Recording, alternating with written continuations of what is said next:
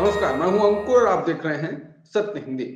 एक नजर डाल लेते हैं अब तक की सुर्खियों। जजों के ट्रांसफर में केंद्र सरकार के द्वारा देरी किए जाने के मामले में सुप्रीम कोर्ट ने शुक्रवार को काफी स्पष्ट शब्दों में कहा, अगर केंद्र सरकार जजों के ट्रांसफर के लिए सुप्रीम कोर्ट कॉलेजियम की सिफारिशों पर विचार करने में और देरी करती है, वो अप्रिय, न्यायिक और साथ ही प्रशासनिक कार्रवाई करने के लिए विवश होगा।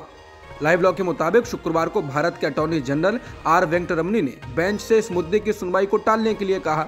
इस पर जस्टिस कौल ने नाराजगी जताते हुए कहा, नई नियुक्तियों के लिए सिफारिश को लंबित रखने की तुलना में ट्रांसफर के आदेशों को टालना अधिक गंभीर उल्लंघन है। उन्होंने संकेत दिया, अब किसी भी तरह की देरी होने पर अदालत ऐसा फैसला ले सकता है जो केंद्र के लिए असहज हो सकता है। लाइव लॉ के मुताबिक जस्टिस कौल ने कहा कि जजों के तबादले की प्रक्रिया में कोर्ट तीसरे पक्ष को खेल खेलने की इजाजत नहीं देगा। उन्होंने कहा कि हमें ऐसा स्टैंड ना लेने दें जो बहुत असुविधाजनक हो। केंद्र सरकार ने शुक्रवार को सुप्रीम कोर्ट को आश्वासन दिया है कि वो जल्द ही सुप्रीम कोर्ट में 5 जजों की नियुक्ति के लिए कॉलेजियम की सिफारिशों को मंजूरी देगा। केंद्र सरकार का यह फैसला सुप्रीम कोर्ट के द्वारा केंद्र सरकार के ऐसा करने में देरी करने के लिए नाराजगी जताए जाने के बाद आया है। सुप्रीम कोर्ट ने इसे बहुत गंभीर मुद्दा बताया था। बता दें, कॉलेजियम को लेकर सरकार और न्यायपालिका के बीच तनाव लगातार जारी है। कानून मंत्री से लेकर उपराष्ट्रपति जगदीप धनखड़ तक इसको लेकर सार्वजनिक मंचों पर आलोचना कर चुके हैं, जिसके बाद सुप्रीम कोर्ट ने इसको लेकर भी नाराजगी जताई थी।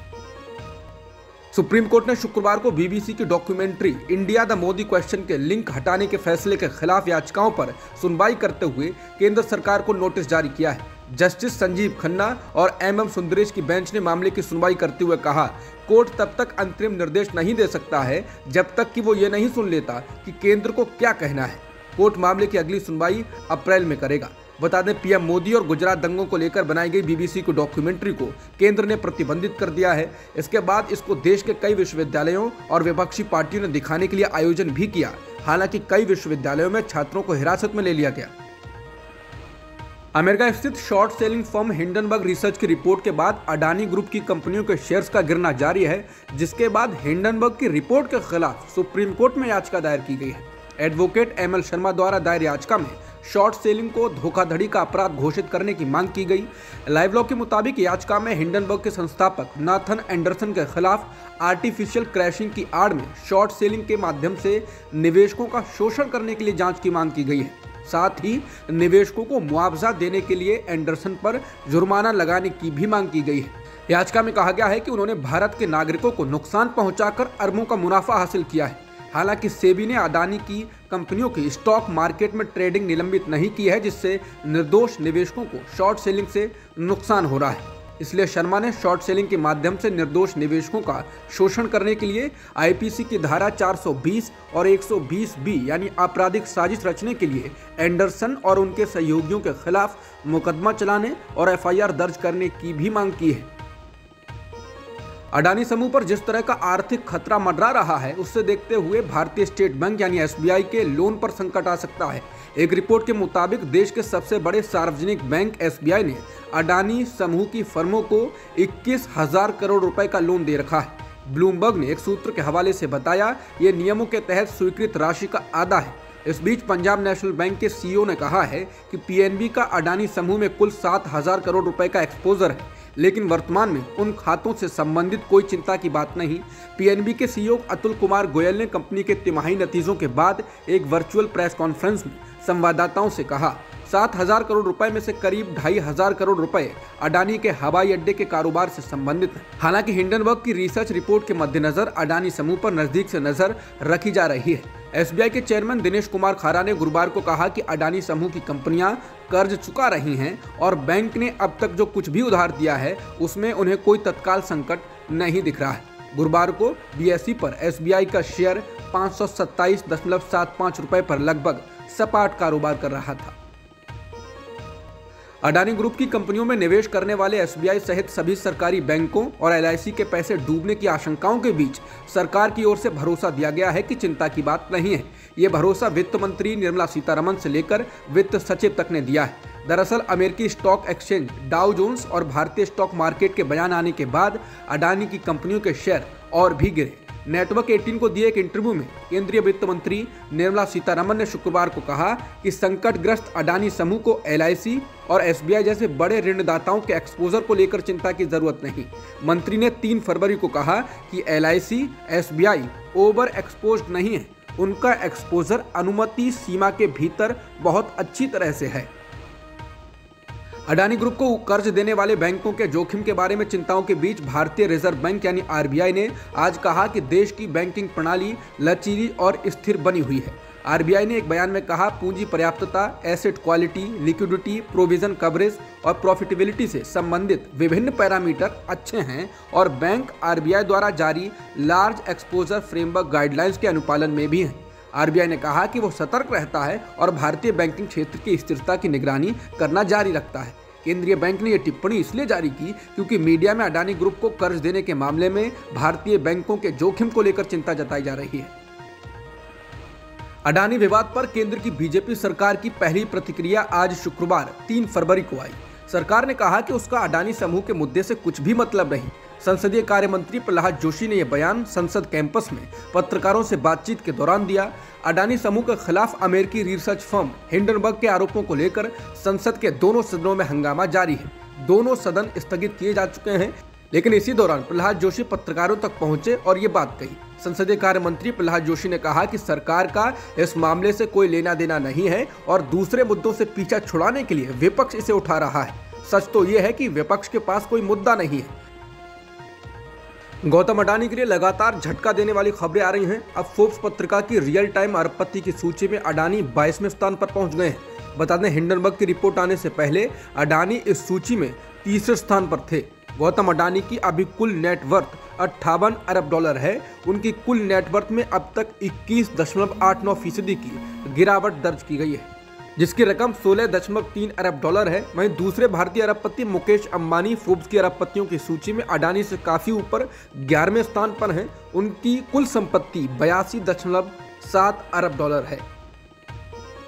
अडानी पर संसद में जबरदस्त हंगामे के बाद संसद के दोनों सदनों की कार्यवाही 6 फरवरी तक टाल दी गई। लोकसभा की कार्यवाही जब शुक्रवार को शुरू हुई तो विपक्षी दलों ने अडानी पर चर्चा कराने की मांग की। हंगामा होने पर लोकसभा की कार्यवाही को 2 बजे तक और राज्यसभा की कार्यवाही को 2:30 बजे तक के लिए स्थगित कर दिया। 2:30 बजे के बाद दोनों सदनों में कार्यवाही फिर शुरू हुई तो विपक्ष ने फिर अडानी पर चर्चा कराने की मांग की, लेकिन सरकार ने उसे नामंजूर कर दिया।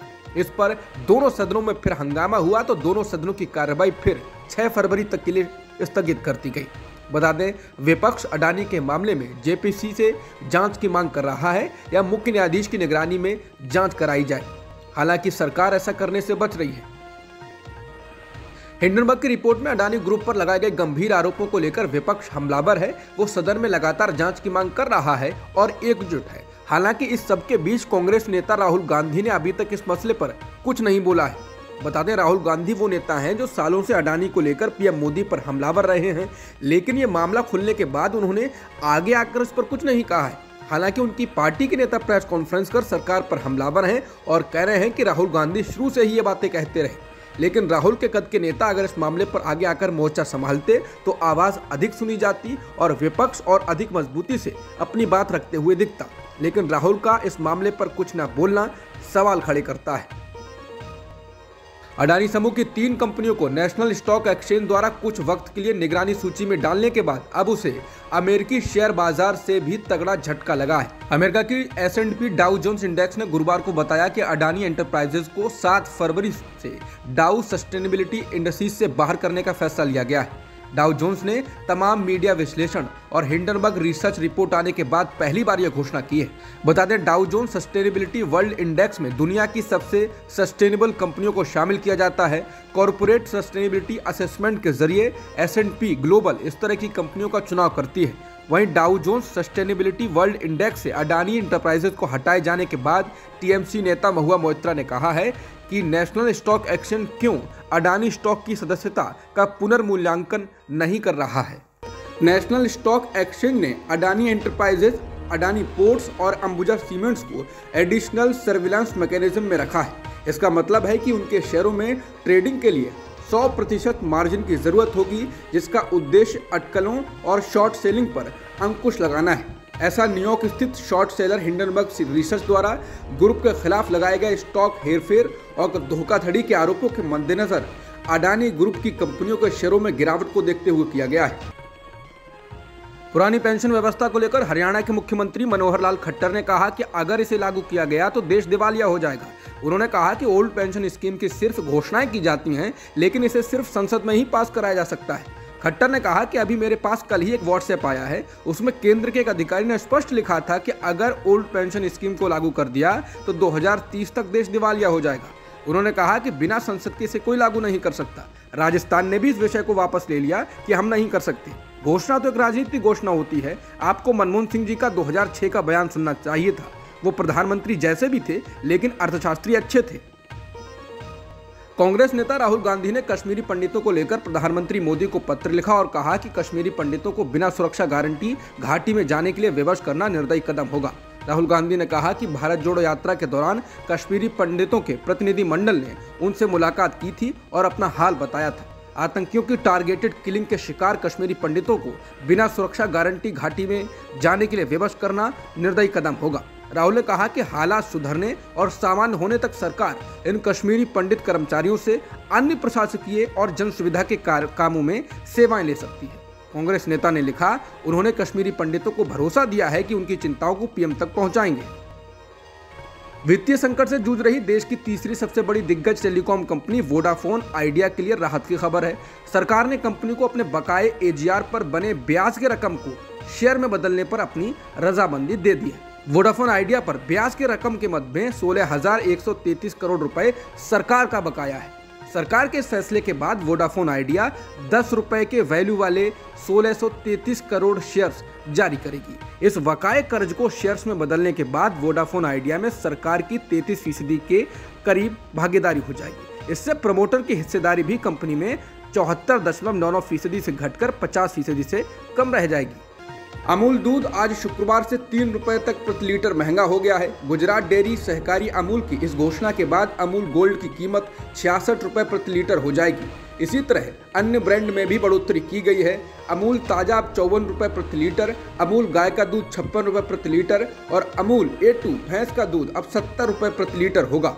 Gujarat cooperative milk marketing federation, जो अमूल ब्रांड के तहत अपने डेयरी उत्पादों की मार्केटिंग करता है, अमूल ने पिछली बार अक्टूबर में अपने गोल्ड, ताजा और शक्ति दूध ब्रांडों की कीमतों में 2 रुपए प्रति लीटर की वृद्धि की थी। रामचरितमानस पर चल रही बयानबाजी के बीच बिहार के डिप्टी सीएम तेजस्वी यादव ने हिंदू धर्म में वर्ण व्यवस्था पर सवाल उठाए। तेजस्वी ने शहीद जगदेव जन्म शताब्दी समारोह के दौरान कहा, हिंदू धर्म में वर्ण व्यवस्था किसने बनाई है? कुछ लोग अपने वर्ण को श्रेष्ठ बोलते हैं और जिसकी बस ज्यादा संख्या है उसे लोग निम्न बोलते हैं। डिप्टी सीएम ने कहा कि कुछ लोग जो हमें निम्न वर्ग का बोलते हैं, इसी तथाकथित निम्न वर्ग में से कुछ लोग पढ़ लिख कर इनसे वर्ण व्यवस्था पर सवाल पूछें तो ये लोग अपने हिसाब से काम करते हैं।